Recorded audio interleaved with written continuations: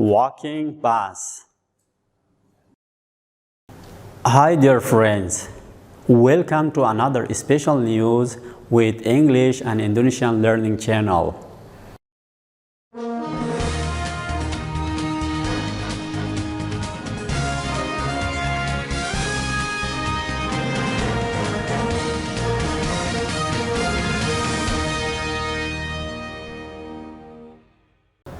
Walking bus.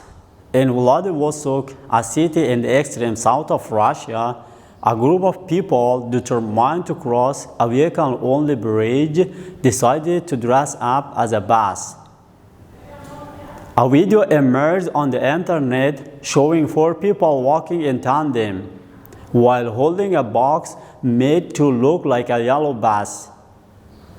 Thank you very much for watching, and see you in our next video.